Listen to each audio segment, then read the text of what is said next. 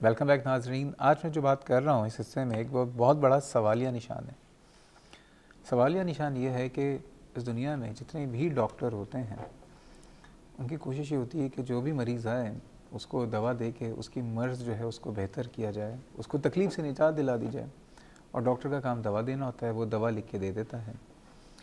अब मसला ये होता है कि जो दवाओं की कंपनियां हैं उनकी ज़िम्मेदारी ये होती है कि वो दवाएं मार्केट में लेके आई जाती हैं जिस पे बाकायदा रिसर्च हुई हुई होती हैं, जिस पे तमाम क्लिनिकल ट्रायल्स हुए हुए होती हैं और जो बहुत सेफ़ होती हैं, जो पहले जानवरों पे टेस्ट की जाती हैं, फिर इंसानों से होके फिर मार्केट में आती हैं, ताकि इंसानों को इससे कोई ख़तरा ना हो। और अगर कोई भी प्रॉब्लम अगर होती है तो उसके लिटरेचर में एडवर्स इफ़ेक्ट उसके मौजूद होते हैं, जो कि डॉक्टर पढ़ के उस हिसाब से मरीज़ को दवा देता है। तीसरा काम यह है कि इस मुल्क में जो ड्रग रेगुलेटरी अथॉरिटी के जो इदारे हैं वो चेक करते हैं कि मयारी फार्मास्यूटिकल कंपनियां इस मुल्क में उनको लाइसेंस मिलें और वो दवाएं दे सकें। और चौथी बात, उन हॉस्पिटलों में जहाँ पे अद्वियात मुफ्त फराम की जाती हैं मरीज़ों को, उन इदारों की ज़िम्मेदारी ये होती है कि ऐसी मयारी अद्वियात दें जो कि सिर्फ सस्ती ना हो बल्कि मयारी भी हों। अब इन तमाम चीज़ों पे एक सवालिया निशान है कि क्या वजह है कि पंजाब इंस्टीट्यूट ऑफ कार्डियोलॉजी में बेगुनाह लोग अपनी जानों से हाथ को बैठे हैं। ज़ाहिर बात है कि मैं तो एक बहुत छोटा सा आदमी हूँ और इन तमाम पॉलिसी मेकर्स से एक तो कांटेक्ट करना बड़ा मसला है। 2 दिन से मैं चीफ़ मिनिस्टर पंजाब शहबाज शरीफ साहब से कांटेक्ट करने की कोशिश कर रहा हूँ, लेकिन वो बहुत बिज़ी हैं, मेरा कांटेक्ट नहीं हुआ। दूसरी भी चीज़, सेक्रेटरी हेल्थ साहब से मोहम्मद जहाज़ेब खान साहब से कांटेक्ट करने की बहुत कोशिश की गई, लेकिन उनसे भी कनेक्शन अभी तक नहीं हो सका। पार्लियामेंट्री सेक्रेटरी हैं हेल्थ के डॉक्टर सईद इलाई साहब, अच्छे ज़रा भले आदमी हैं, उनसे कांटेक्ट हो भी जाता है, लेकिन अभी हम कोशिश करेंगे, अल्लाह करे कि उनसे कांटेक्ट हो जाए। लेकिन जो हमारे मेडिकल फील्ड के जो एक लेजेंडरी पर्सनैलिटी हैं जो कि इन तमाम चीज़ों को बहुत अच्छी तरह समझते हैं, वो अलग बात है कि हम लोग इनसे मशवरा नहीं लेते। प्रोफेसर गफ़ार बिल्लो साहब हमारे साथ मौजूद हैं। जनाब, जी जी, ब्रेक पे जाने से पहले बात हो रही थी, आपने बताया कि अमूमन जब एफिलेप्सी में दवाई दी जाती हैं हाँ। तो जब ड्रग लेवल चेक कराया जाता है तो कभी कभार ड्रॉप हो जाता है। जी हाँ। तो क्या होता है, क्या वजह होती है? और वो ये मैंने जैसे बताया कि उम्र भी बच्चे की वही है, वज़न भी वही है और डोज भी सेम दिया हुआ है। और पता चला कि लेवल ड्रॉप हो गया। तो पता चला कि ये जो ड्रग इन्होंने जहाँ से भी हासिल की हुई थी वो नंबर 2 मैन्युफैक्चरर्स हैं, उन्होंने सप्लाई की हुई थी।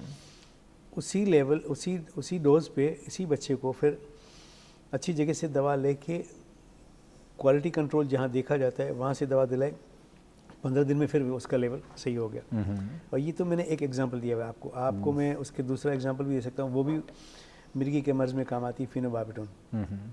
इसके बहुत सारे लोग जो हैं वो उसको नंबर 2 बना रहे हैं।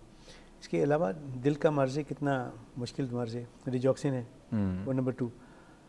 थायराइड हार्मोन को ट्रीट करने के लिए आपको पता है हाइपोथायरॉयडिज्म को ट्रीट करने के लिए थायरोक्सिन इस्तेमाल होती है। जी हाँ।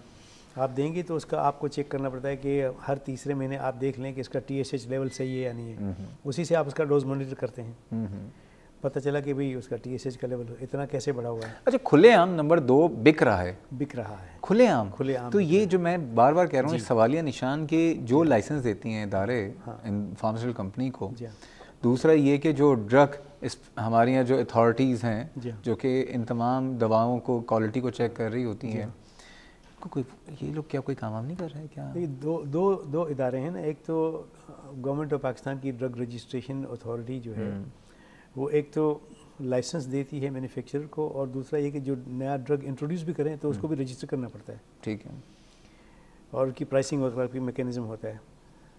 और दूसरा इदारा जो है वो पाकिस्तान फार्मास्यूटिकल मैन्युफैक्चरर एसोसिएशन है। तो अब ये 2 इदारे हैं जिनको चाहिए कि जो मैन्युफैक्चरर्स हैं उसको ऑथेंटिकेट करें कि कौन है, और उन्हीं को लाइसेंस दे मैन्युफैक्चरिंग का। और जब ड्रग रजिस्ट्रेशन की बात आए तो फिर ये ऑथेंटिकेट करें कि हाँ भाई ये जो ड्रग, और हर बैच को वो एश्योर करें कि हर बैच जो मैन्युफैक्चर होकर निकलता है ना उसको भी देखें कि उसमें कोई नुक्स नहीं है, कोई नंबर 2 नहीं है, उसके बाद मार्केट में आने दें। तो ये जब तक मैकेनिज़्म, ये सारे मैकेनिज़्म से नहीं गुजरेंगे तब तक 2 चीज़ों का प्रॉब्लम होता रहेगा कि नंबर 2 मैन्युफैक्चरर्स हैं वो मार्केट में आते रहेंगे और फ़ायदा उठाते रहेंगे, और दूसरे जो कंटेमिनेंट्स हैं वो भी डिटेक्ट नहीं होंगे। नतीजा ये होगा कि जो इस्तेमाल करने वाले हैं, अब मिर्गी के बच्चे के लिए आपने दवा दे दी और उसका ड्रॉप हुआ लेवल, उसको फिट्स पड़ जाएंगे। अगर 1 साल तक उस बच्चे ने इस्तेमाल की दवा, उसके बाद अगर उसको फिट्स पड़ गए तो उसका 1 साल तो ज़ाया हो गया। इसलिए कि जैसे आपको पता है ना कि फिट्स फ्री पीरियड 2.5 या 3 साल का हो तब आप दवा को बंद कर सकते हैं।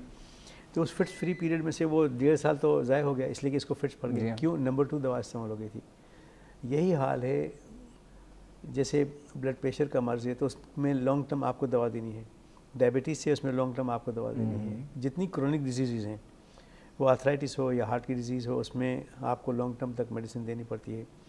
तो उसके असरात अगर नुकसानदेह हैं या उसकी वजह से किसी की जान ज़ाया जाती है तो उसकी अकाउंटेबिलिटी किसके सर पे आएगी? सही बात है। अच्छा डॉक्टर साहब, हबीब साहब जो हैं मेरी बात अगर सुन रहे हो, पहली बात तो इनके नाना का जो उन्होंने फरमाया कि नाना की तबीयत ख़राब हो गई थी, वो एक हॉस्पिटल गए, वहाँ पे ब्लड प्रेशर हुआ, वो दूसरा हॉस्पिटल गए, तो ये फरमा रहे थे कि क्या कोई दवा ऐसी दे दी गई जिसकी वजह से इनकी मौत वाक़ई हो गई है।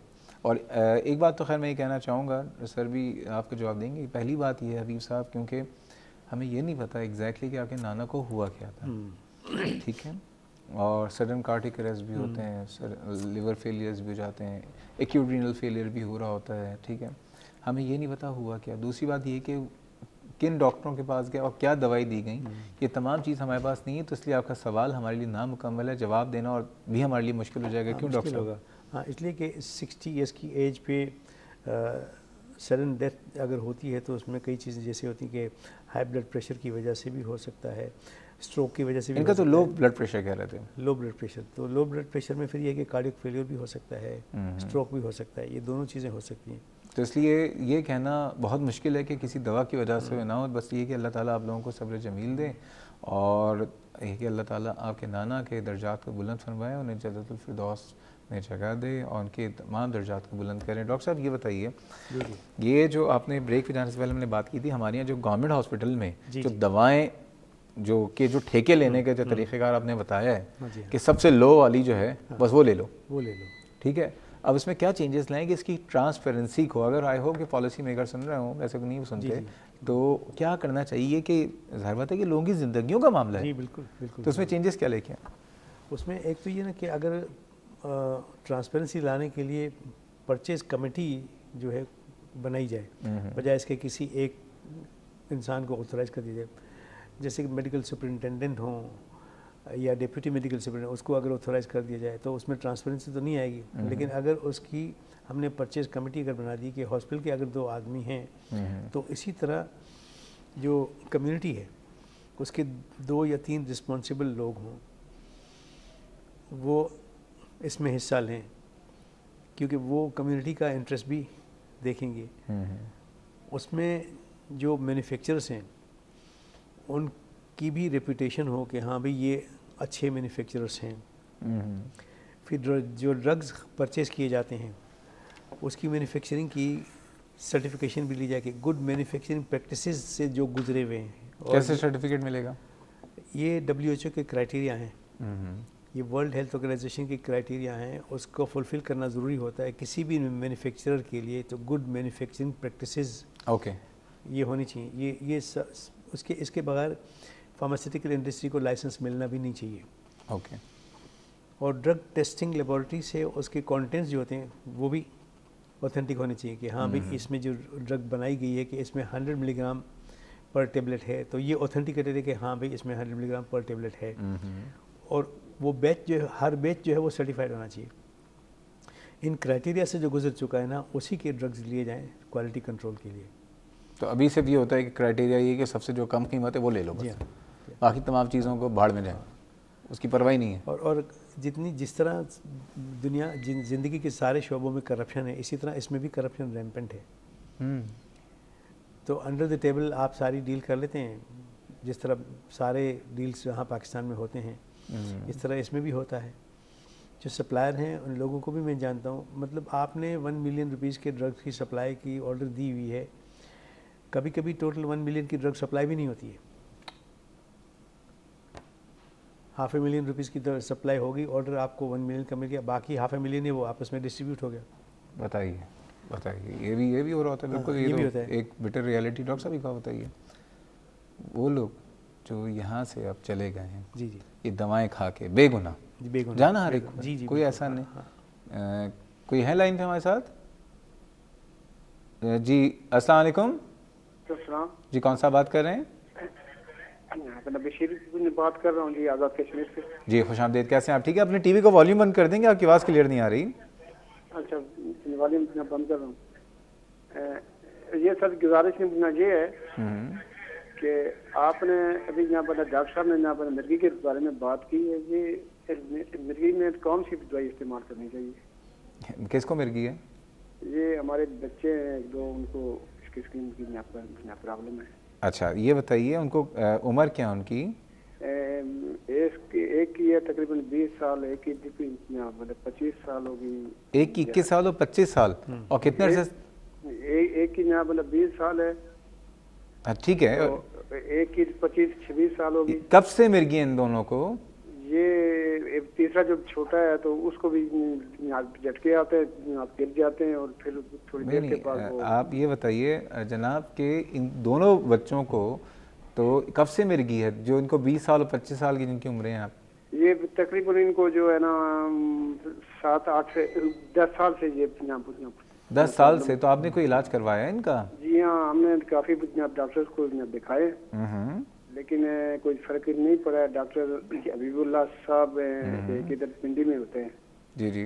तो एम्पीवाइल और एपेलियम वगैरह दवाई दी थी।